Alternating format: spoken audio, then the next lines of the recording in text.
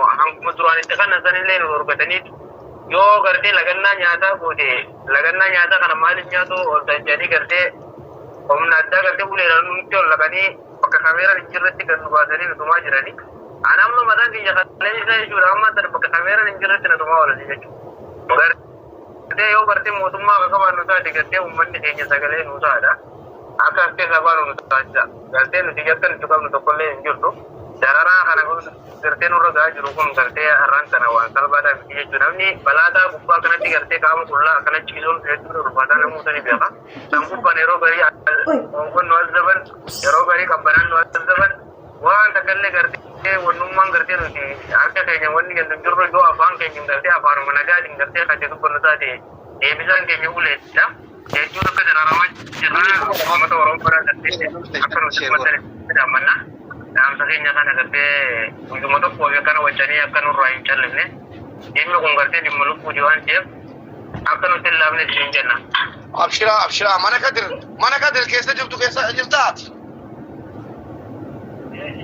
Kadir si bira jira?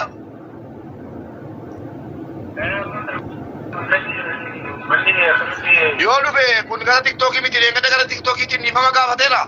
Gara feesbuukiitiinis gara feesbuukii keenyaan dubbachuudhaaf sagalee isaafis ta'uudhaaf dhiifama gaafatee itti hafuuf yoo jiraate timaa gara feesbuukiitiin dhiifama gaafadhu uummataa deengada gaafatteedha. Yaa cubbuu keessan sana girriiruma kana keessa. Ayyee. Namoota walumaa beena kan uffata mana hidhaa bal'allee dhiifama gaafatee jira. Dhageera dhiifama gaafateera ayyee isaa kanas. Korrakinan qabu yoo sagalee dabarfatee gartee waa dabarfatu waa dhufu fida amaariffa barbaanna tigriffa afaan hundaan fida feesbuukiidha waan ta'eef seef ta'eetaa naa dhiyeessaa jabaadha. Abshira akka jechuudha ka wallahi rakkoo waan qormaata gartee yeroo qabaaf pireezidantii wayii darbetti wallahi uummanni jettaa'ee kan ofirratti namni hanga wal bakka jira. Aye, itu pun coba dah. Mana dadaki? Itu pun orang. Main ni kok. Itu pun orang dalam berasa. Bela di sini. Apa lu sekarang ni bela?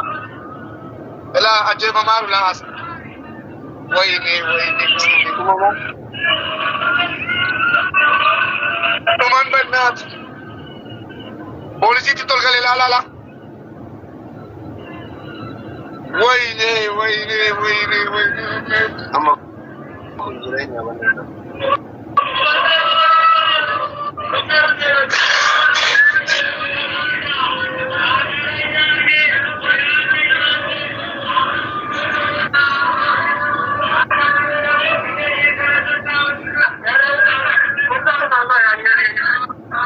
Obsa jadin. Ino ummanni ananya tukul lah. Wanyane wanu ni rumah aja. Subhanallah. Dubat. Kadir ya. Kalau mari pakai apaan ada dubat tu fida. Mahal guna. Sino mau jimbuan macam kalian ini tak. Waktu kuang gunu kam nu ambil. Mata kalam soal jadi ni komentir ambo cura. Share ko cuka terkizan napa te yakin napa tahu darakan sempo. Salam. Kadir Facebook lain. Papa salam mata. Buzur sih tahu ya tampakan cuno. Facebook lain. Safe salam itarak. Mata salam lepas malik badan bas salam lepas movie. ያው ትናንትና ሳሙክናችሁ ጭቃም ያለው እስር ቤት ላይ እንግልት ስቃይ እንደቀጠለ ነው። በተለይ ትናንትና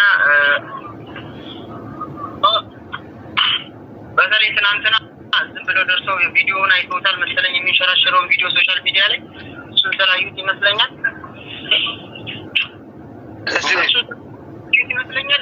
ሰበብ ፈልገው መጥተው ያልተመታ ወጣት የለም ያለው ወንዶችን እያወጡ እየደበደቡ ነበር። በተለይ ለሴቶቹ አሁን በደንብ ልብ ብላችሁ የምትሰሙ ከሆነ ሴቶቹ ስቃይ ነው። ሆስፒታል ይሄ ስንሄድ እናገኛቸዋለን። ሴቶቹ እግራቸው በሰንሰለት ታስሮ በአንድ እጃቸው ልጅ አቅፈው ነው የሚሄዱት። ልጅ ያላቸው እርጉዞች እግራቸው በሰንሰለት ታስሮ ኢማጂን አስብ እስኪ። በሽተኛ ህጻናት አቅፈው እግራቸው በሰንሰለት ታስሮ ነው ሆስፒታል የሚመጡት። በዛ ብርድ እንደገና ብርድ ልብስ 1 ለ2 ለ3 ጭራሽ የማይለብስም አለ። ስለዚህ እኛስ እንደምንም ብለን እንቋቋማለን። ወንዶች ነን። ህመሙንም ረሃቡንም መቋቋም እንችላለን። ሴቶቹን ነው ትኩረት መደረግ መቻል ያለበት። ህጻናት አለ የታመማል፣ እነሱን ይውሰዱልን። አሁንም መንግስት የሚሰማን እንኳን አሁን ሴትና ህጻናት እዚህ የታመመ ወንዶቹም አለ። እኛ ረሃቡንም እንችለዋለን። ወንዶች ነን። ሴቶቹ ወላሂ በጣም ያሳዝናሉ። ታለቅሳለህ ፊት ለፊት ስታያቸው። ሆስፒታል ለህክምና ስንሄድ እኛ አልፎ አልፎ እግራቸው ይታሰራል በሰንሰለት፣ 2 እግራቸው ልጅ በአንድ እጃቸው አቅፎ ኢማጂን አስቡት እስኪ። ስቃይ ውስጥ ነው ያለው ህዝቡ። ስለዚህ አሁን ከ10 ቀን በኋላ ከ20 ቀን በኋላ ይላሉ። ገና እዚህ እንደገባን እስር ቤት በሳምንት ይሄዳላችሁ ሲሉ ነበር። አሁንም ከ10 ቀን በኋላ ይሄዳላችሁ የሚል ተስፋ እየሰጡን ነው። ምናልባት አሁንም ኤምባሲ የሚሰማን ከሆነ የኢትዮጵያ መንግስት በአፋጣኝ ምላሽ ይስጠን ነው የምለው። አሁንም መጥቶ ይምጡና ይጎብኙን፣ መልስ ይስጡን። በቃ በቅርብ ጊዜ የምንሄድ ከሆነ ያስቀድሙልን ህጻናቶቹን፣ ሴቶቹን እንዳይሞቱ። አሁንም እኔ ለሴቶቹን አሁን ትኩረት ታሽቶታል። በእርግጥ ስራ ይደራረባል። አይኑ እስረኛ ብዙ አለ፣ አዲስ የሚመጣም እስረኛ አለ። ይሄ ነገር ደግሞ መቆም መቻል አለበት። ወደ ስደት ማንኛውም ወጣት አሁን የሚሰማ ካለ ስደት እያለ ወደዚህ የሚመጣ ስቃይ ነው ትርፉ፣ ሌላ ነገር የለም። ምክንያቱም ከዚህ አሁን ዛሬ 2 አየር ብሄድ 4 አየር እንደገና በባህር ይመጣል ህዝቡ። ስለዚህ አትፈርድባቸውም። ኤምባሲም ስራ እየበዛ ነው። እዚህም ሀገር መንግስት አፈርድ ዱላው በዛብኝ። ትናንትና ወላሂ 7 ሰው ነው የተደበደበው በኤሌክትሪክ በዱላ መከራችን እያለቀስን አይተውት ቪዲዮ ማለት ነው። ስለዚህ አሁንም ድምፅ ሆኑን። ድምፅ ስለሆናችሁን ከልብ እናመሰግናለን። ሁላችሁም በየእምነታችሁ ጸልዩ፣ ዱዓ አድርጉልን ነው የምለው። አመሰግናለሁ። ወይ ቴንኪው። ሌላ ቋንቋ ካለ አምጦልን።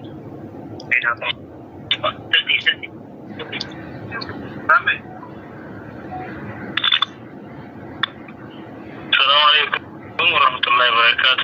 ወአለይኩም ሰላም ወራህመቱላሂ ወበረካቱ። ይሰማል። ቀጥል። በስልጠኛ ነው? በስንተኛም በአማርኛም ሞክራችሁ። እሺ ሞክር። በመጀመሪያ በአማርኛ አውራ። ያው እንዳሉት በእንደኛ ደረጃ እየተጎዳ ነው፣ በጣም እየተጎዳ ነው። መንግስት ደግሞ ኤምባሲም ሆነ ሰው ይሄን አይል እስኪጠራቀም ድረስ ያበደው አበደ፣ የሞተው ሞተ፣ አካሉ ጎደለ ላለው ግን እንዲደርስለት ማለት ነው። የሚተላለፍ በሽታ አለ፣ በሽተኛ ሆኖ ያቀጥራል። በብርድ በሽታ ሰውነቱ የደረቃል እንዳለ ምንም ደም ያስታውቃል። ደም ካፉ የተቆረቆረ ደም ይወጣ ማለት ነው፣ በብርድ ማለት ነው። እና የበለዲያውን ኪስ እየገቡ በየቀኑ የበለዲያ ኪስ እንለብሳለን ለችግራችን። በዚህ ሀሳቡ ገብቶ ዱላ ይደበድባሉ። ስልክ ይዛችኋል ይሄንን ካሜራ ትለቃላችሁ ብሎ በስልክ ሳቢ አጋጣሚ ሰባርኩ ገብቶ ይደበድባሉ ማለት ሁሉ ጊዜ ሰበብ የፈለጉ ማለት።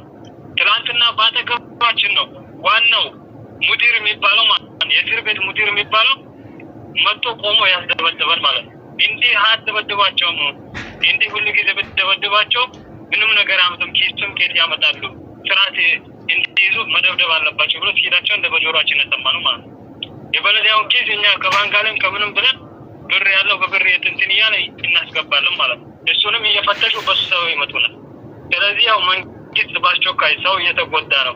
ሰው ከሞተ በኋላ ከተጎዳ በኋላ ምንም አያደርግም። እዚህ ውስጥ ያበደው ማበደ ጭራሽ ውስጥ ያለው ጭንቀት ነው። ይሄ የዱንያ ዋዛብ ነው የሚባለው። ይሄ የምድራዊ ገሃነም ነው ያለ ነው። ፀሐይ ገባ ወጣ አናውቅም፣ ጨለማ ውስጥ ነው ያለ እና ያው እንደዛ ነው። ለምንድን ነው የሚያለቅሱት ልጆች? በሳይ እንኳን ብቻ በታቀላ መንግስት የኤምባሲ ሆነ ለመንግስት ማቴልፎን ነው እኛ ብታየት ይሞትና ናላሳብ ምኝቴ ላይ ቁማልን ብቻ ቁማል በሲስ ምን አይቆንደ ኪታውራ የባድ ወልድ በፊሽሙን ከቤተኛው ሙንጋ ለኤምባሲ ሆነ ለመንግስት መጅቡና ታሪኖን ይብታውን ጎጭና ነከሱና ለአላህ ብሎታ ዱዓ መስና ኢንሻአላህ የበዘል ላቅለው አቀል ብሎት ችግር ሁሉም ከይ ላልከነ ፈጀነም ላልከነ ላቀል ያለ ችግር ውስጥ ትይገቢል ይክታ አልቆ ቀላል ለመስራት ግን ላብለም ሲሰሙ ቀላል ለመስራት ይሄ በልታ አለ ወቅት ካለ መስለን አርኪን ከበው ባንጆረ ግን በጣም ይከብዳም ብሎት ወይ እንግዲህ ለምንድን ነው የጆሁ ያሉት ልጆች? ምን ሆነ ነው? ተርበው ነው ወይስ ተመተው ነው ወይስ ለምንድን ነው የሚያለቅሱት? እቱባ ዶክተር አጋ ነማስ ገልጋቺ اتفاقا أمس ندول بيلم نكينا يا وجولنا فهم درجات هذا يجري كل من هدا الرأي وزوجر هذا فلت الفئيات من أرجتني ما هدا كيف تكجرو أورمو كفامي أورمو جرا سلطنجرا أمار جرا تكري جرا سبب من جرا جرا so harka jalan remote namni biya araba ka demu ujolle kene ci percenti damba inna yora zanyeju hajiratu yumale irra chala kabiya urma kana kaytati dalu amma setochi ilma lijochi alla choka kali yerzuni ujolle uramot kabiya urma kana kaytati walfudu ba inna demu nuti ujolle kene ju please kanabi qamonni motumma wan kana urmata gochu dandetta please ummata kana karai rabana yo akujira biyu kuftetrin wandi nyata dabame wandi dugan dabame mallaini dabame kafa tatai warra galudan da ujira nama firin raka kafaru jira nama kana tay argatu jira karasa ka hulasa ka kablo yigi basa bakka birri ke sari dinga ya ummata jarake na ya warra an gora jirtan an gor indabra kunyan kur indabra jireenya biyya lafaa kun eebbisa jira keessa mana hidhaa kan jiru kana keessa nama mallaqa qabu jira kan mootuu fira mallaqa qabu jira kan fira sin qabne kan mallaqa sin qabne nama carraa qabu jira akka carraa ta'e yoo tasaanaa laayifii jirmatti dabalate yoo fakkeenyaaf doolaara kuma riyaala kuma lama taate tiransporti haga san hin dhabu mubaarak hin dhabu famsaan hin dhabu everything namni asirra miidiyaa kanarra hordoftoota qabu hin dhabuufi jechuudha akkuma dhiyoo kana mucayyoo wayii dallaalli لفيتي قرطة بيركنان نتي دولتي مباركة تمكا ويا سنتي تولي لايف يجر مبارك يوم سن لايف رتل دولار شيطان تام ولي متاسنا كمان في كجيجو كنافي نمني إني كون ملقا كما ورهيدا جرو كنا كيس إني كون فر ملقا كبو كبا إني كون جرا كبا نمني يورولان بنا جراته الركة توججو نتو يو كفلن نيقلا كبو كفلن تيقلا كمن إراك فلا كام بيا بوجيتو أمتا كنسيتو كراي تشوفه بليس كراي رابنا لميلين كن هاتو في الدين جركين بيا نمانيكو في الدين ديمانيتي بمسارة بتاني أنكو رايسين كاسو في الدين دلقتني أمجيجيرو في ديمن هاراباو في جيجيرو في ديمن حواسو في غرغارو في ديمن إسنو يو غرغارة ترم برغر بغيني أتي بوياني والتم تبر رايا انتسابيا نمني أدنرمان غرغارة ترم جودة سوري تبر ورسونا ما هنا أجر أجر for example أكا سباب سبلم ميتي والأبونا دين ورفتنا ما يدريس مبارك نبيزة ترسم برين كدا كسي أورمو وياني وجينيرو إسي رايا انتسابيا فاندو غرغارة تبتبلشا مالك ولي قورتا جيمي تبتن نودي وانا موضوع جيبو والله ما تبدي مانا إسي غرغارة ترمر قوة ملتقنا دي بركاتش كيسا تمر بالبلاد دبل نكون مانا باكي سريطة هذا كتيا خندام والله كمان بأكر ما يجو شغالا مانا مدام تيتة رايا انتسابيا غرغارة تنتيجو This is not fair by English. Serenity. Mucha nama Idris dubbisiisaa ture kuni nama geemii taphatee ture. Dubbadhu. Aya hindu.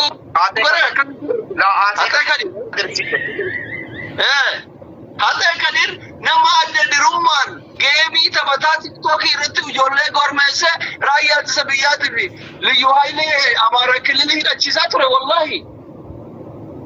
Nuti tiktook irratti akka sabaatti Amaara Oromoo jennee nu waldhabbii haa qabaatu iyyuu malee deeggaraa mootummaa afaan qofaan osoo hin taane mallaqaan sappoorti godhaa ture dhaba. Deeggaraan kee ka mallaqa uummata irraa walitti guuree sappoorti si godhaa turetti karra cufachuu jechuun biyya ati bulchitu tami hawaasni ati bulchitu kamii jechuudha. Hayni jiru kana. Hayni jiru isa kana. Please walumaa gala. Warri hidhame kun deeggaraa mootummaa qofaa miti. Qeeqaa mootummaa qofaa miti. Ijoolleen biyya Arabaa yoo si deeggartee isseeyyoo si gargaarte. Yoo si deeggaruu baattellee wanni si godhuu danda'u kan jiru miskiina rabbiiti. Miskiina kan uummata tarazzaquuf deemee karaa itti cuuntan kana ulaa irraa mana sanii kamra